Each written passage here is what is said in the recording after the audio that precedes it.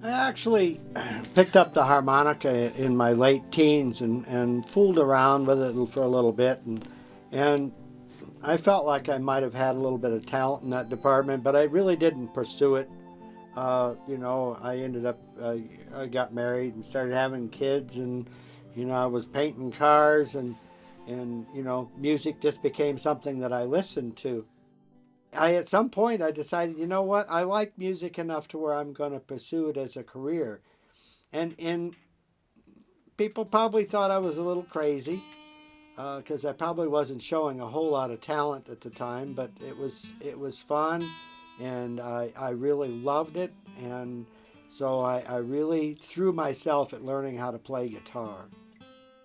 You've probably noticed in some of the video that I play the guitar upside down. I have a little touch of dyslexia, and so, me watching a right-handed guitar player, it goes in, kind of jumbles all up, turns upside down, and comes out upside down, and it makes sense to me.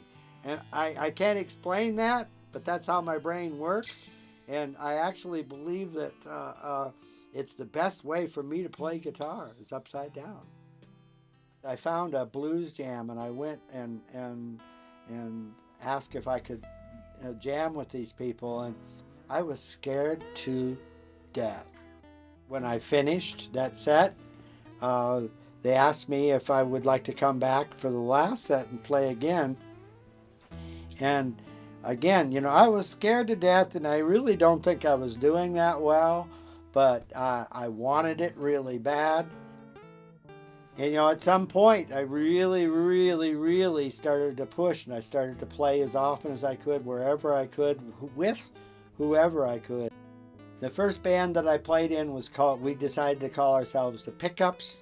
The Pickups, we played for a full year in the garage before we even got out, and I think we probably were together for another year, and the band started to evolve a little bit after we started to go out and play because um, most of the people in that band were not real comfortable with being on stage, and at this point it's what I wanted to do. I had found that I was comfortable being on stage. As a matter of fact, I was more than comfortable. I liked it.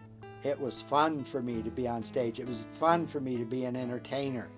So the band started to evolve and change, and it grew in proportions for a while, then it would shrink down, and the people started to change, and eventually a whole new roster showed up while we were still the Pickups, and the only constant was me at this point. Everyone else had fallen away. I would have to sit down and write down the names to actually know how many people I've played music with, but it's over 100, I'm sure, easily. So many people have come and gone. My musical influences are all over the board. I was raised in the '60s, so obviously I have to mention the Beatles and the Rolling Stones, of course. How could I not? And Led Zeppelin, how could I not mention them? But I think when I actually started to play, the person that I listened to most when I was first learning how to play guitar was Eric Clapton, and that was in the late '80s and early '90s. I was back in the unplugged days, and I can't also mention influences without saying Stevie Ray Vaughan, and also Jimi Hendrix.